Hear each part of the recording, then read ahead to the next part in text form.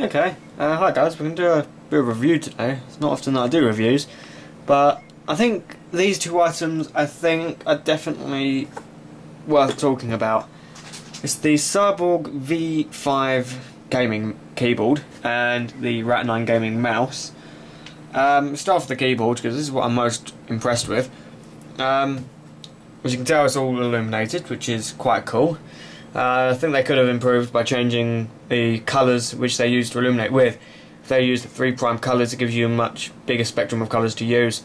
I think that would have been much better. But unfortunately, they've used basically yellow, orange, red and green. If they just used the 3' colours, you could have got any colour you wanted just by, well, not entirely any colour you wanted, but they could have had it like varying. So when you press this button here, basically the whole thing, and if I just do the hotkeys, just this section here, when you press the button, it completely changes colour. But if they'd had it with the 3' colours, you could actually just press the button and hold it, and it could actually go through the entire spectrum. That would have been brilliant. You can't turn that off up there. You just have to wait for all these lights to go up by themselves. So doesn't matter anyway, because you can still just click on anything you want. It's all touch. I mean, you run your finger over here, and as long as you do it gen off. If you push really hard, it doesn't seem to work. So yeah, it's got, of course, I can't show you it right now because I'm not in full screen mode. You can't use full screen mode when you do it in dual scrolling on Eve. It has to be in fixed window mode. Unfortunately, because I've got two screens, I've got this stupid gap down here, which is really annoying. But usually when you press the Windows button, the windows will open up, and of course, if you're in full screen mode, the game will shrink down in the taskbar, which is not a good thing, especially if you're on a game like Eve or anything like that, and you get yourself into a difficult situation, and you're trying to battle someone or whatever. That's not exactly what's happening, because that could be a very costly mistake, costly in the game anyway. Or actually in Eve it can actually get quite costly in real life too. It depends how addicted to this game you are. But like I said, when you're in cyborg mode, because it has a standard mode, that there turns the illuminations off on the hotkeys, but it doesn't actually turn the hotkeys off.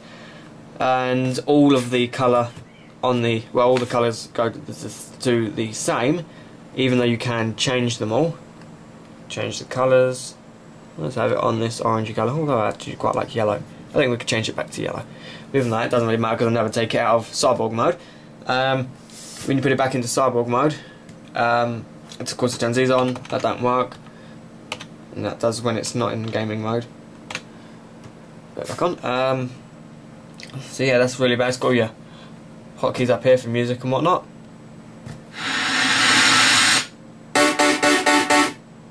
Work quite well.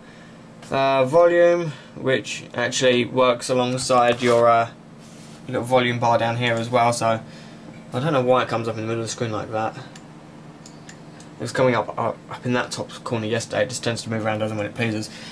So yeah, as I move that up and down, it does that too.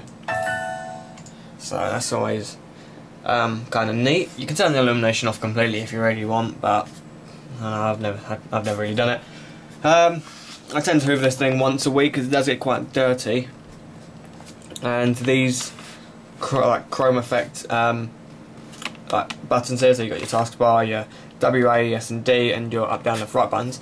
If they had done them in like a matte silver, that would have been just as good, but the shiny stuff is a bit, I don't know, if you've been playing it for a long time, they get a bit greasy and like sweaty, and my hands are covered in ink thanks to the marvellous printer over there.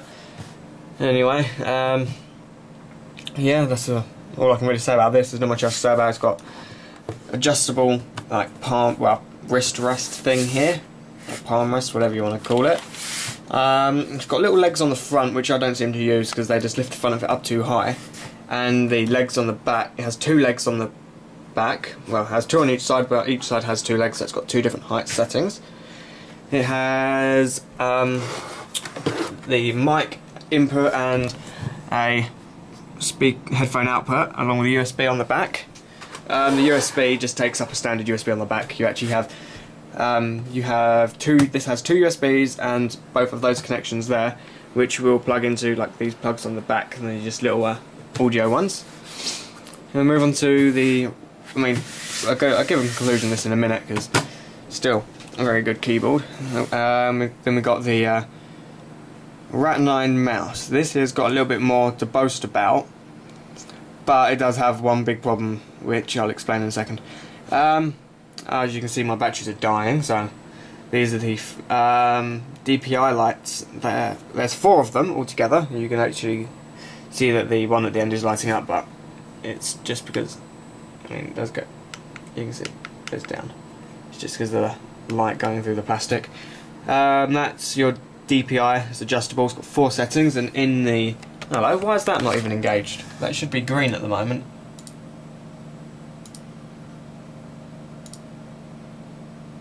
Right. There we go. It should be green all the time. It's the first time it hasn't done that. I did have a little bit of a kerfuffle with this computer this morning. Anyway, sorry, like I was saying, it's got the variable DPI on here, and when you go into your settings, you can actually change each level to whatever speed you want. So that doesn't really matter. You can actually have it going the other way if you really wanted. It's got 3 different modes for 3 different programmings. So you've got 3 different games. You go off one game, you want to change to another game. Of course, you just press the button for whatever mode you've got programmed, for whichever game it works for. But generally, when you program these, you program them to a button. So on the keyboard, like I can't even. Let's quickly. My high outputs on this. My shortcut is number 1 and number 2. So if I press number 1 here, oh, hang on, I have to quickly click on the game. Number 1 there. I've got that because the weapon is it's not a weapon, it's a minor on this shit. And I press number 2. Number 2 does it as well. But generally, it's actually these hotkeys are programmed to these buttons. The programming is quite easy once you get the hang of it. The best way to probably learn how to use it is actually just to watch a YouTube video. The instructions are too complicated. So yeah, like I said, press these hotkeys down here and they'll activate and deactivate. It's a shame they don't actually have their own commands on them, so you can keep these buttons for other things. But you know, that's how they've made it. So this here is actually programmed for page up and page down. So if I press page up, I actually zoom in, and page down I zoom out. It doesn't matter because my normal scroll does that. I just haven't found a use for this button yet. I've just got it programmed. So if I do that backwards and forwards, I'd just zoom in and out. So it's not a too bad thing there. Everything on this is adjustable, and it also comes with a little box of things which I've misplaced. It's basically all of these pieces here detach. That comes off. Ooh, get it off. This piece comes off, and this little pinky rest comes off, and they're all interchangeable for different ones which are in this little box. It comes with 2 lithium-ion rechargeable batteries. One is, you always have one in the mouse and you have one on charge. As long as you carry on going that way, and you don't forget to put your batteries on charge, you will never have to wait for a battery. You'll never have to sit around and wait for a battery to charge before you can use the mouse. It's always got one ready. Comes with this little canister that you put all your weights in it that you're not using, so you can actually adjust the weight of the mouse. You do that with that little thing down there, as you can see. It's got an aluminium chassis, and it's got the normal little slidey things. As you'll be able to see, there's tape over my lens. I'll explain that in a second. This has got an on-off button, which doesn't really matter. After about 5 minutes, I think it turns itself off. So that's about it. These actually have different heights. I've put the one which is a little bit taller on. I find it more comfortable. This here moves in and out as well as backwards and forwards. So that's quite cool. We'll get that back on. There is a couple of problems. One is if you press this hard enough, it will move in. I'm not going to because I don't want to break it.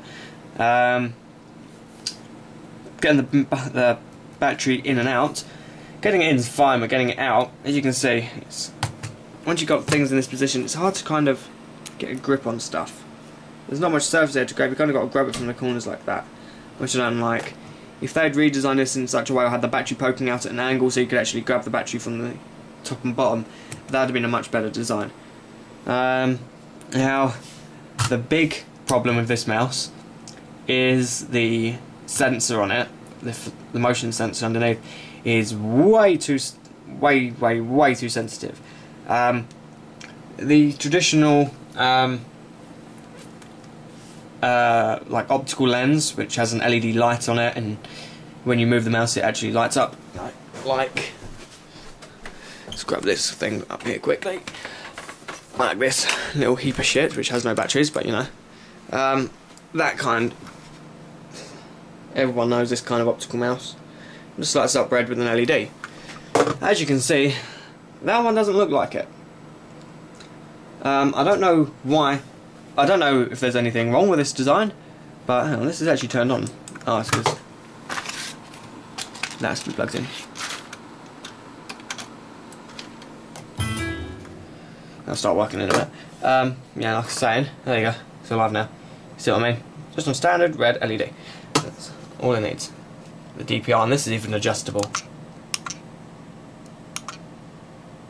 And this thing cost me 12 quid along with a keyboard, because I used to use a projector on this wall. Need to get a projector screen before I can use it again.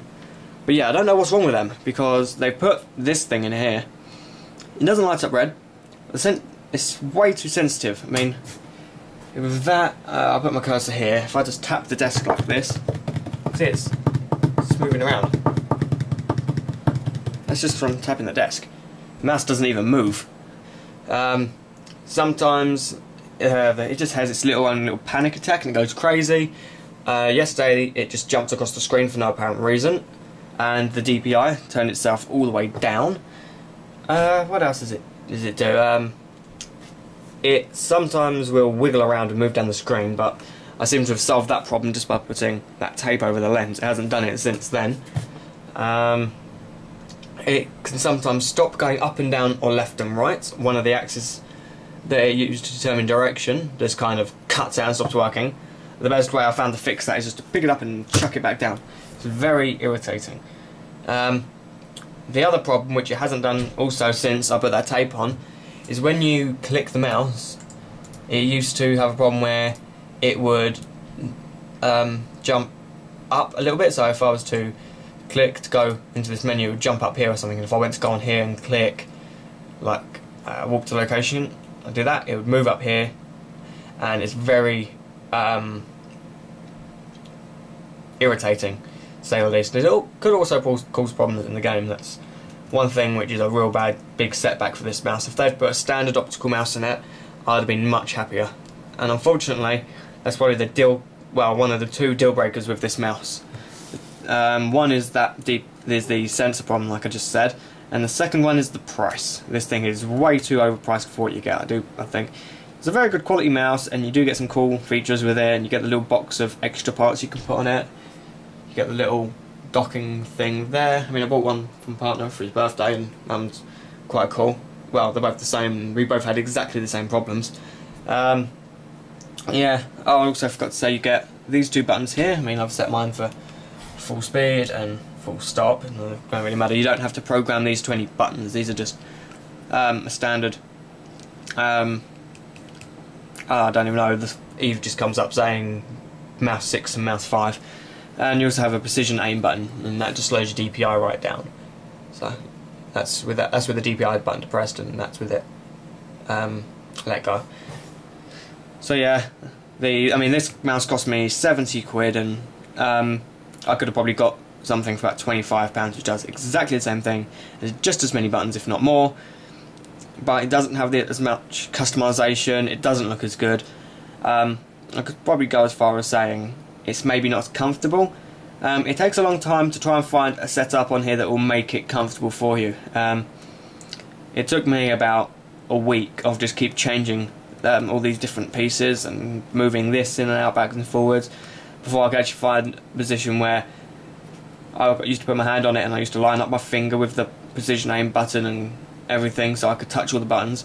But when you're playing the game, you're not paying attention. Your hand just kind of tends to slip back a bit and end up just clicking all the way back here. But I've got it to a point now where it's comfortable and I can get to all the buttons all the time.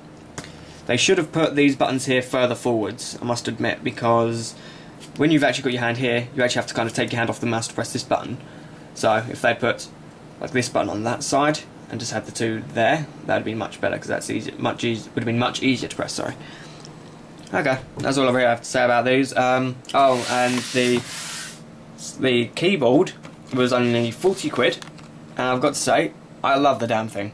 I've never had a problem with it, except for programming, which wasn't the keyboard's fault, that was mine, just not knowing how to use it.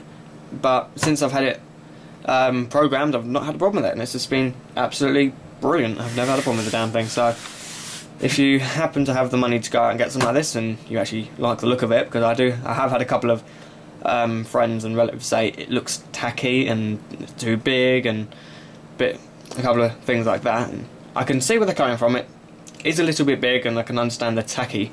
If they had put more effort into the materials they used to make this, such as this, I think I would have been much more inclined to get it sooner. Family's here. Sorry. Anyway, I think I'll leave you guys with that, and I'll make another video soon for you.